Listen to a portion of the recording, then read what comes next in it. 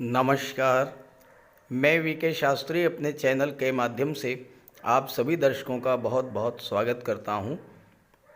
पराक्रम, साहस, शौर्य और ऊर्जा के कारक मंगल, ग्रहों के सेनापति मंगल 1 जून को राशि परिवर्तन करके देवगुरु की राशि मीन राशि को छोड़कर अपनी मूल त्रिकोण राशि मेष राशि में गोचर कर चुके हैं और मेष राशि में ही 12 जुलाई तक गोचर करेंगे। मंगल का ये 42 दिन का गोचर मेष से मीन राशि के जीवन में बहुत बड़ा परिवर्तन लाने वाला होगा। मंगल हमारे जीवन में पराक्रम, पुरुषार्थ और ऊर्जा के कारक हैं। कुंडली में मंगल अगर बली हों तो ऐसा जातक बेहद साहसी और निर्भीक होता है और किसी से ना तो डरता है ना दबता है। वहीं अगर कुंडली में मंगल कमज़ोर हो तो ऐसा जातक दब्बू प्रवृत्ति का हो जाता है, शीघ्र घबरा जाने वाला होता है, आत्मविश्वास में कमी आती है और निर्णय लेने की क्षमता में भी कमी आ जाती है। मंगल स्वयं की राशि मेष राशि में है। अपनी मूल त्रिकोण राशि में गोचर करते हुए आपके लिए अत्यंत श्रेष्ठ फल प्रदान करेंगे, लेकिन शनि की तीसरी दृष्टि से दृष्टि भी होंगे। शनि भी अपनी मूल त्रिकोण राशि कुंभ राशि में है और अपनी मूल त्रिकोण राशि में गोचर कर रहे मंगल पर दृष्टि डालेंगे। निस्संदेह ये अच्छी स्थिति नहीं होगी। कुछ राशियों को बेहद सावधान रहना होगा और कुछ राशियां ऐसी भी होंगी जो इस गोचर काल में कुछ बहुत बड़ा करने जा रही हैं। इन्हीं सब बातों पर चर्चा करेंगे। वैसे तो ये गोचर पूरे 42 दिन का होगा, लेकिन ज्योतिष शास्त्र का सिद्धांत है कि कोई भी ग्रह अपना पूरा फल तभी दे पाता है, अपना 100% रिजल्ट तभी देता है जब वो पूर्ण युवा हो।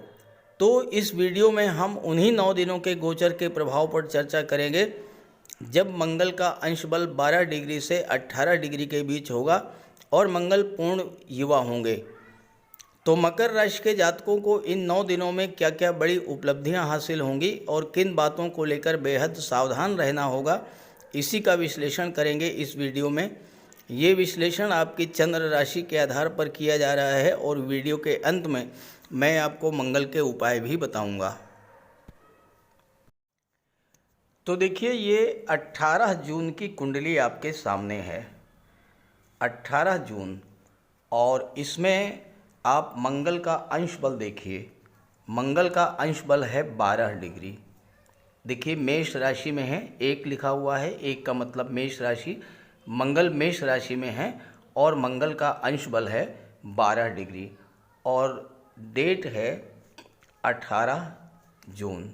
इसके बाद दूसरी कुंडली मैं आपको दिखाता हूँ। देखिए, ये दूसरी कुंडली है, ये है 26 जून की और 26 जून को देखिए मंगल का अंश बल 18 डिग्री है 26 जून को। तो इसका मतलब ये हुआ कि 18 जून से लेकर के और 26 जून के बीच 9 दिनों में मंगल का अंश बल 12 डिग्री से 18 डिग्री रहेगा और मंगल इन 9 दिनों में पूर्ण युवा होंगे। और जब पूर्ण युवा होंगे तो पूरा फल आपको प्रदान करेंगे। अपने कारक तत्वों से संबंधित 100% रिजल्ट आपको देंगे। तो आइए समझते हैं कि क्या क्या फल प्रदान करेंगे आपको। तो ये है मकर राशि के जातकों की कुंडली। मंगल का गोचर आपकी कुंडली में चतुर्थ भाव में है और यहाँ पर मंगल लाभ के भाव के स्वामी होकर के चौथे भाव में गोचर कर रहे हैं और चौथे भाव में रोचक राजयोग बना रहे हैं। चूँकि अपनी ही राशि में हैं और केंद्र के भाव में हैं तो रोचक राजयोग बनेगा। यहाँ पर गोचर करते हुए मंगल की चौथी दृष्टि 7वें भाव पर, मंगल की 7वीं दृष्टि दशम भाव पर और मंगल की 8वीं दृष्टि अपनी ही राशि वृश्चिक राशि पर है, लाभ के भाव पर। तो ये तो है ग्रह स्थितियाँ। मंगल का पिछला गोचर आपके लिए बहुत अच्छा नहीं रहा, क्योंकि मंगल और राहु का अंगारक योग बना। पिछले 45 दिनों में मंगल पराक्रम भाव में गोचर कर रहे थे और यहाँ पर मंगल राहु का अंगारक योग बना। हालांकि कुछ जातकों को इस अंगारक योग से बहुत बड़ा लाभ भी मिला होगा, बहुत से कार्य अचानक से पूरे हुए होंगे, लेकिन ज़्यादातर लोगों को इससे कष्ट ही हुआ होगा। क्योंकि अंगारक योग वो योग है जो कि सब कुछ जला करके राख कर देने वाला होता है। तो अंगारक योग का सबसे पहला प्रभाव आपकी मानसिक स्थिति पर पड़ा होगा। छोटी छोटी बातों को लेकर अचानक बहुत अधिक क्रोध आया होगा, लड़ाई झगड़े तनाव की स्थितियां बनी होंगी। कोई छोटी सी बात रही होगी, राहु ने अचानक से इतना तूल दे दिया होगा कि लड़ाई झगड़े कलह की स्थिति बनी होगी। अंगारक योग के कारण स्वभाव में चिड़चिड़ापन, आत्मविश्वास में कमी, घबराहट, तनाव, हाइपर टेंशन और डिप्रेशन की स्थिति भी बनी होगी। अंगारक योग के कारण आपका स्वास्थ्य भी खराब हुआ होगा।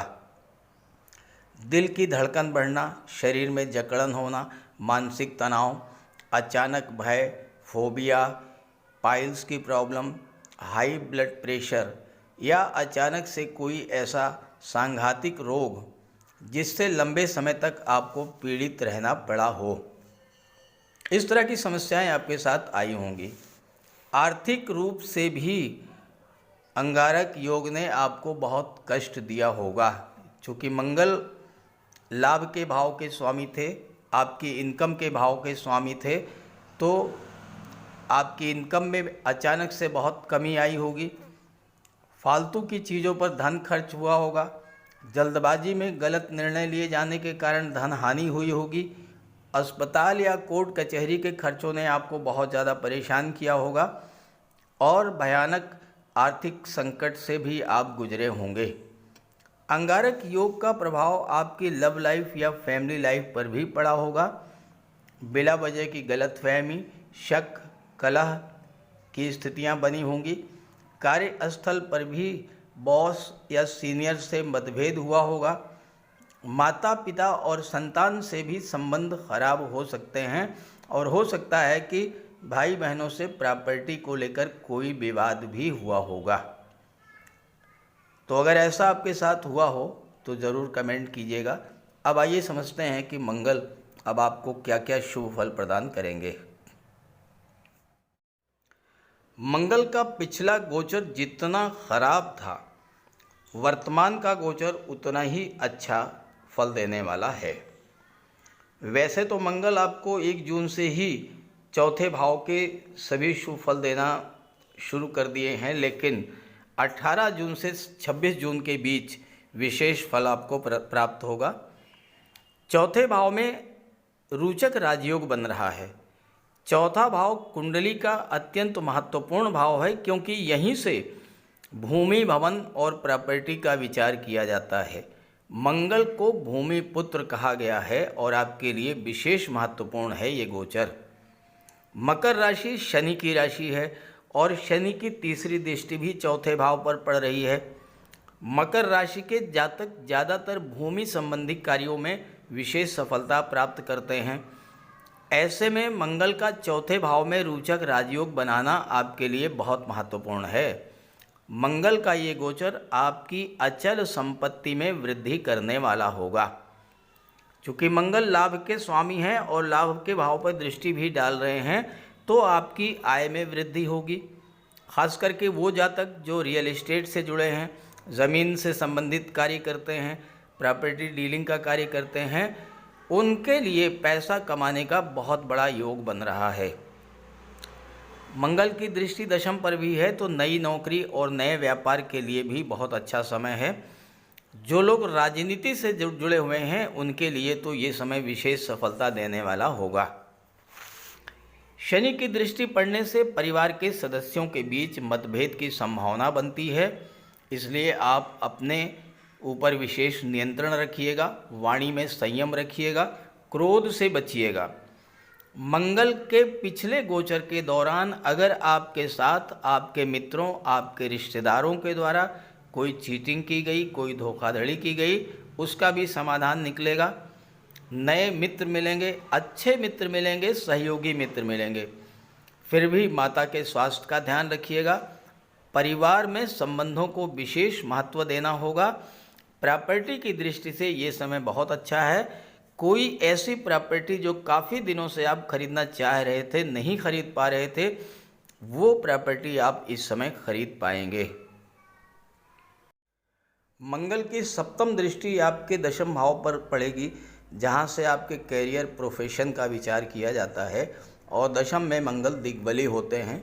दशम भाव में मंगल पर मांगलिक दोष भी नहीं लगता है। तो 10वें भाव में मंगल की दृष्टि आपके कैरियर और प्रोफेशन के लिए वरदान से कम नहीं है। अंगारक योग के कारण पिछले माह कैरियर में जो अप डाउन्स हुए, बिजनेस में जो घाटा हुआ, उसकी क्षतिपूर्ति होने जा रही है। कैरियर स्टेबिलिटी देखने को मिलेगी। आप नए उत्साह, नई उमंग के साथ अपने कार्यों की शुरुआत करेंगे। नई नौकरी, नए व्यापार के लिए ये समय अत्यंत श्रेष्ठ है। दशम भाव गवर्नमेंट को शो करता है। कोई गवर्नमेंट प्रोजेक्ट आपके पास है, कोई गवर्नमेंट स्कीम आपके पास है, गवर्नमेंट टेंडर आपने ले रखा है, तो आपको लाभ मिलेगा। गवर्नमेंट से बड़ा लाभ मिलने जा रहा है इस समय। आपका मान सम्मान बढ़ेगा। राजनीति में है तो उच्च पद मिलेगा। शासन प्रशासन में उच्च पद प्राप्त होने का योग बन रहा है और धन लाभ का भी योग है। गवर्नमेंट के पास आपका कोई रुका हुआ पैसा है, वो आपको मिलेगा। कार्य क्षेत्र में किसी भी तरह की परेशानी से अगर आप जूझ रहे थे तो आपको राहत मिलेगी।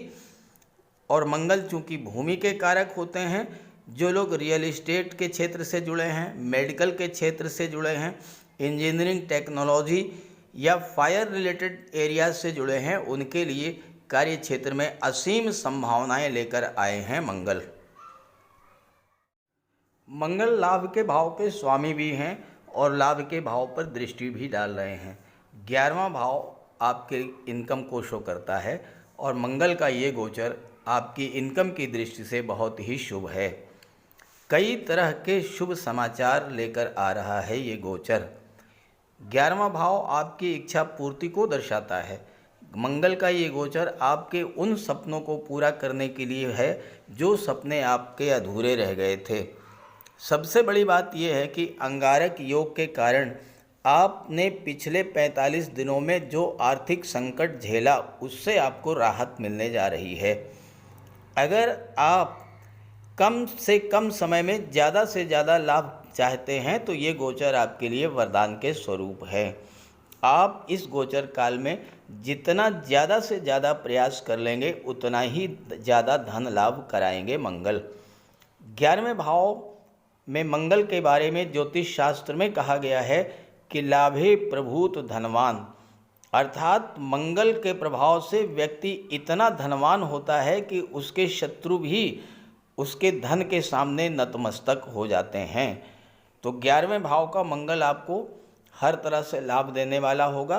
बस आपको मेहनत करने है, फल देने के लिए मंगल तैयार बैठे हैं। नई नौकरी, नए व्यापार के अवसर मिलेंगे। कारोबार में वृद्धि होगी, ऋण से मुक्ति मिलेगी, संतान की प्राप्ति की इच्छा भी पूरी होगी।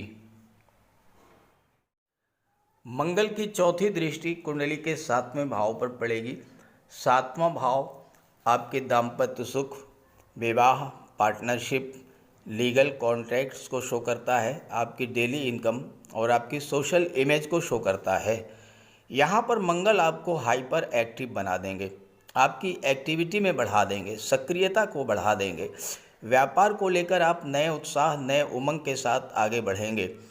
मंगल यहाँ पर आपको कुछ नए अनुभव भी कराएंगे, कुछ सकारात्मक और कुछ नकारात्मक अनुभव।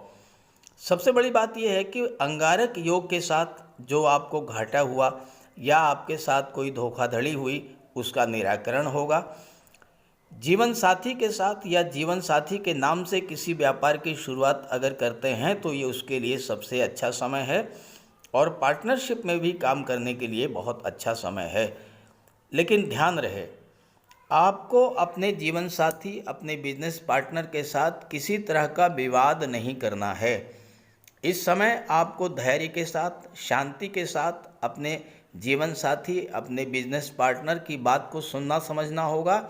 धन से ज़्यादा संबंधों को महत्व देना होगा। हर मामले में आपको समझौता करके चलना होगा। शनि की तीसरी दृष्टि पड़ रही है तो जीवन साथी के स्वास्थ्य का भी ध्यान रखें। साथ ही साथ प्रेम पूर्वक संबंधों का निर्वहन करेंगे तो कोई समस्या नहीं आएगी। और अगर किसी तरह की कोई समस्या आती है, बजरंग बली की शरण में चले जाइएगा और मंगल का उपाय कीजिएगा। तो बात करते हैं उपायों पर। मंगल का सबसे बड़ा उपाय है बजरंग बली की उपासना करना। आप बजरंग बली की उपासना कीजिए, बजरंग बली के मंदिर में जाइए, उनके चरणों का सिंदूर अपने मस्तक पर धारण कीजिए। साथ ही साथ हनुमान चालीसा का पाठ कीजिए, बजरंग बाण का पाठ कीजिए। मंगलवार के दिन अगर आप व्रत रख सकें तो मंगलवार का व्रत रखिए। साथ ही साथ हनुमान जी को चोला चढ़ाइए। मंगलवार के दिन स्नान करने के जल में लाल चंदन या लाल पुष्प डालकर स्नान करें। स्नान करने के बाद लाल रंग के वस्त्र धारण करें। अगर नहीं कर सकते हैं लाल रंग के वस्त्र धारण, तो कम से कम एक लाल रुमाल अपनी जेब में जरूर रखें। मंगलवार के दिन मंदिर में जाएं, बजरंग बली के लड्डू का भोग लगाएं और गरीबों में बांट दें। घर की दक्षिण पश्चिम दीवार पर उड़ते हुए हनुमान जी का चित्र लगाएं। साथ ही साथ गरीबों में लाल वस्त्र, मसूर, गुड़, लाल चंदन, मिठाई, लड्डू, बताशे, रेवड़ी ये सब बांटिए। मस्तक पर लाल चंदन का टीका लगाएं या हनुमान जी के चरणों का सिंदूर लगाएं। मंगलवार के दिन बंदरों को गुड़ और चना खिलाएं। बहते हुए जल में लाल पुष्प, तिल या गुड़ प्रवाहित करें और जेब में एक तांबे का सिक्का रखें। साथ ही साथ अगर आप मंगल के ये उपाय कर लेते हैं तो राहु भी नियंत्रित हो जाएंगे और शनि भी नियंत्रित हो जाएंगे, क्योंकि बजरंग बली की उपासना करने से राहु, मंगल और शनिदेव तीनों का ही उपाय हो जाता है। इसके अलावा एक चांदी की छोटी सी ठोस गोली चाहे आप जेब में रखें या चेन में पहन लें या ब्रेसलेट में लगा लें। अपने बैग में मोरपंख रखें और घर में भी मोरपंख लगा लें। मेन डोर पर, कार्यस्थल पर भी मोरपंख रखें, तो इससे राहु आपको परेशान नहीं कर पाएंगे। तो ये सब उपाय बहुत आसान हैं। सुंदरकांड का पाठ कीजिए, बजरंग बाण का पाठ कीजिए, हनुमान चालीसा का पाठ कीजिए। ऐसा कोई उपाय नहीं है जो आप नहीं कर सकते, और आप इन उपायों को कीजिए, फिर देखिए आपको कितना बड़ा लाभ मिलता है। नमस्कार।